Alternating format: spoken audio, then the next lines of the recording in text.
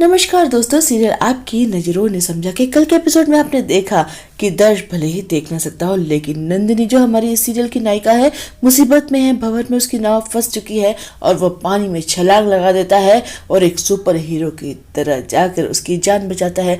दोनों एक दूसरे की बाहों में भी आ चुके हैं पहले ही एपिसोड में।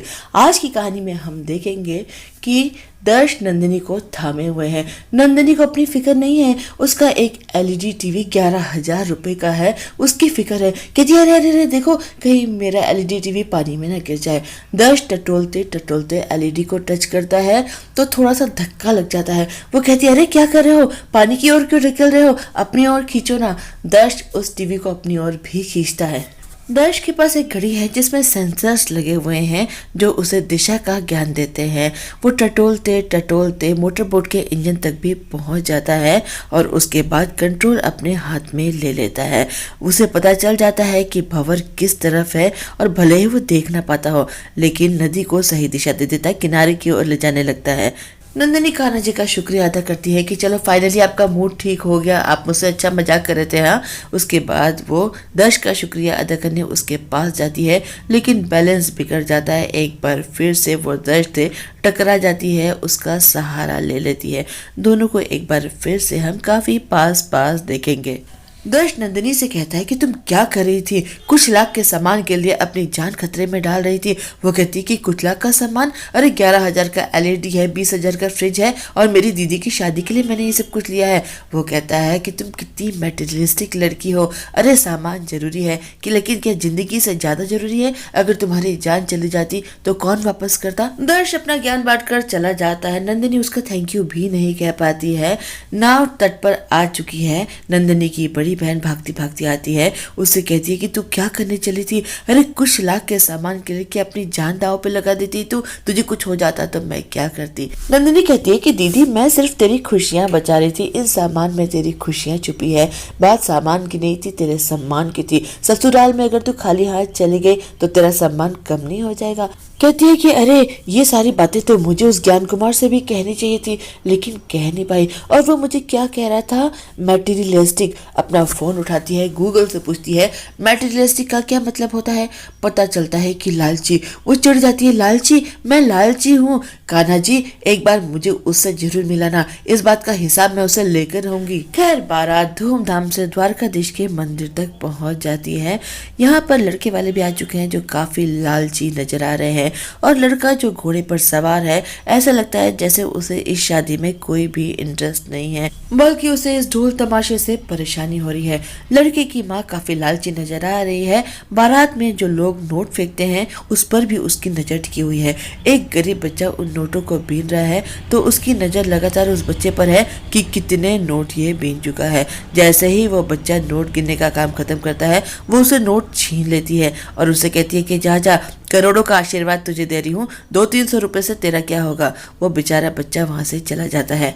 इसके बाद हम दर्श के घर का एटमॉस्फेयर देखेंगे। दर्श के दादाजी घर के सारे नौकरों चाकरों पर बरस रहे हैं कि रावल स्वीट शॉप 120 साल से पूरे सौराष्ट्र का मुंह मीठा करता आ रहा है, लेकिन मुझे एक टुकड़ा मिठाई का भी चखने को नहीं मिलता। घर में गाजर का हलवा बना है, मुझे पता है, मुझे खुशबू आ रही है, लेकिन मुझे किसी ने नहीं चखाया। तभी घर की छोटी बहू पारुल ढेर सारे जेवर पहनकर मॉडलिंग करते हुए सीढ़ियों से नीचे उतरती है, आकर बाबूजी को प्रणाम करती है। बाबूजी कहते हैं कि बहू तुम्हारे पिताजी की ज्वेलरी की दुकान है, मुझे पता है, लेकिन इतने सारे जेवर खुद क्यों पहन लिए, क्यों चलती फिरती एग्जीबिशन बनी घूम रही हो? तभी बड़ी बहू राजवी यानी कि दर्श की माँ आती है, कहती है कि एग्जैक्टली बाबूजी, हमारी अगर मिठाई की दुकान है इसका मतलब ये तो नहीं कि हम मिठाई खाते रहे और आपको डायबिटीज है, आपको मिठाई खाना मना है। बाबूजी बेचारे करे तो क्या करे, दोनों बहुओं के सामने वो हार मान लेते हैं। उन्हें वॉक पर भेज दिया जाता है। वो अपने साथ एक सर्वेंट को भी लेकर जाते हैं। बड़ी बहू राजवी कहती है कि रोज की तरह अगर आपने इसके हाथ में ये घड़ी पहनाई और 10,000 कदम पूरे किए तो ठीक नहीं होगा, मुझे सब पता चल जाता है। अपनी चोरी पकड़ी जाती देखकर बाबूजी बेचारे बेचैन हो जाते हैं। छोटी बहू को हंसी आ जाती तो बाबूजी कहते हैं लौटते वक्त 50-50 तोले के 2 जेवर और लेकर आऊंगा तेरे लिए, लटका कर घूमते रहना। बाबूजी वहां से चले जाते हैं। छोटी बहू पारुल कहती है कि मैं सारे जेवर अभी उतार देती हूँ, तो बड़ी बहू राजवी कहती है कि सारे मत उतार, कुछ पहने रहे। पारुल कहती है कि दीदी ये तो आपके हैं। वो कहती है कि इस घर में तेरा मेरा कब से होने लगा, जो कुछ भी है हम दोनों का है। पारुल कहती है ठीक है, मैं ये मूंगा रख लेती हूँ, मूंगा शुभ होता है। पारुल कहती है कि दीदी आपको हर बात का इतना ध्यान कैसे रखता है, घर का ध्यान रखती हो, सबके खाने पीने का ध्यान रखती हो, बिजनेस का भी ध्यान रखती हो और दर्श का तो खास ध्यान रखती हो। राजवी कहती है वो क्या है ना कि मैं बचपन से मिठाई वालों की बेटी हूँ और मैंने बादाम बहुत खाए हैं। वो दोनों हंस पड़ती हैं। छोटी बहू पारुल को डॉक्टर से मिलने जाना, उसके पति वहाँ पहुँच चुके हैं। बड़ी बहू राजवी उसे याद दिलाती है और कहती है कि भगवान ने चाहा तो बहुत जल्द तेरे घर में भी एक नन्हा मुन्ना मेहमान आएगा। मेरे दोनों बच्चे तो बड़े हो चुके हैं, लेकिन तेरे बच्चे को मैं रोज उठा कर ले जाऊंगी और अपने पास ही रखूंगी। इधर हम देखेंगे नंदिनी के घर में कोई बड़ा बुजुर्ग नहीं है, इसीलिए वो सिर्फ पर पगड़ी पहनकर दूल्हे का स्वागत करने पहुंच जाती है दुल्हन के पिता के रूप में। दूल्हे की माँ कहती है कि ये क्या, तू पगड़ी पहनकर क्यों आ गई? वो कहती है कि ये मेरे बाबूजी की पगड़ी है, अगर वो होते तो वो भी ऐसा ही करते ना, तो मैं ही लड़की के पिता भी हूँ। इसके बाद वो माँ की रस्म भी खुद करने लगती है, यानी कि दूल्हे की नाक पकड़ने की। इस बात पर भी उसे टोका जाता है तो कहती है कि करने दो ना, माँ की रस्म भी मैं ही करूंगी। दूल्हे की माँ को अच्छा तो नहीं लगता, लेकिन वो कुछ कहती भी नहीं है। इधर हम देखेंगे कि दर्श की एग्जीबिशन की तैयारी हो चुकी है, लेकिन कुर्सियां सब टेढ़ी मेढ़ी लगी हुई हैं। इस बात पर राजवी को गुस्सा आ जाता है। कहती है कि इस तरह से क्यों अरेंजमेंट किया, दर्श टकरा जाएगा। बाबूजी आते हैं और कहते हैं कि मैं सब अरेंजमेंट कराता हूँ, ये जो तूने मुझे स्मार्ट वॉच बनाई है ना, ये किस दिन काम आएगी। एक वेटर को बुलाते हैं, कहते हैं इसे पहन ले और बस 20-20 कदम गिन गिन कर सारी कुर्सियां लगाना। इधर दर्श का छोटा भाई जिसका नाम शोभित है, भैया की ट्रॉफी के साथ तस्वीर खिंचवा रहा है। पापा ने अच्छी तस्वीर नहीं खींची। वो कहता है कि वर्ल्ड फेमस फोटोग्राफर के पापा हो, कैसी तस्वीर खींची है, मेरा तो सर ही कट गया। तभी माँ आ जाती है और कहती है कि ट्रॉफी हाथ में लेने का शौक है तो कुछ ऐसा काम करो कि ये ट्रॉफी तुम्हें खुद जीतने का मौका मिले। दूसरों की ट्रॉफी हाथ में पकड़कर तस्वीर खिंचवाने में भला कौन सी बड़ाई का काम कर रहे हो तुम। वो शोभित से पूछती है कि तुमने दर्श से बात करी, वो कहाँ है? शोभित फोन करना भूल गया। कहता है अभी करता हूँ। माँ फिर से डांटती है कि एक काम भी तुम्हें ठीक से याद नहीं रहता है। माँ डांट कर चली जाती है। पिताजी उसे रोकना चाहते हैं तो शोभित कहता है कि नहीं पापा, रहने दीजिए, डांटने के बहाने ही सही।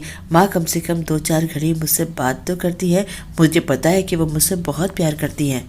इधर हम देखेंगे कि नंदिनी के जीजा जी जो उम्र में काफी बड़े, उन्हें शादी में कोई इंटरेस्ट नहीं। अपनी माँ से कहते हैं कि इस उम्र में मेरा सहरा क्यों बनवा दिया, मुझे तो सिर्फ गुंजन की फिक्र है, गुंजन शायद उनकी बेटी है। माँ कहती है कि अरे तेरे लिए तो 20-20 साल की लड़कियों के रिश्ते आ रहे थे, लेकिन तुझे यही लड़की पसंद आई। गुंजन चुपचाप कोने में बैठी है। तभी नंदिनी की मौसी उससे जाकर बात करने लगती, कहती बेटा तू कुछ बोलती नहीं है। तभी दूल्हे की माँ जल्दी से आती है और उन्हें टोक देती है। कहती है कि मैंने अपनी लड़की को यही सिखाया है कि ज़्यादा जबान ना खोले और उसका काम सिर्फ रसोड़े में है। तभी हम देखेंगे कि गुंजन एक बहुत ही सेक्सी सा डांस करने लगती हैं। सब चौंक जाते हैं कि ये क्या हो रहा है। ये चुपचाप से बैठे रहने वाली गुंजन को हुआ तो क्या हुआ। मौसी और बाकी गांव वाले भी बातें बनाने लगते हैं। कहते हैं कि अभी अभी क्या कह रही थी इसकी माँ, इसकी जगह है रसोड़े में। नंदिनी की बड़ी बहन मंडप में आ चुकी है। वो दूल्हे से कहती है कि आपने अपनी माँ से बात करी, नंदिनी मेरे साथ ही रहेगी। दूल्हा कहता है कि नहीं, मेरी माँ इसके लिए राजी नहीं है। तो वो कहती है तो मेरी बहन अकेली कहाँ रहेगी। वो कहता है जब माँ ने मना कर दिया तो मना कर दिया, मैं अब इसमें कुछ नहीं कर सकता हूँ। दूल्हे की माँ को नंदिनी की मौसी बताती है कि इनके पास एक गाय है जिसे ये माँ मानती है, वो जो रोज का 20 लीटर दूध देती है।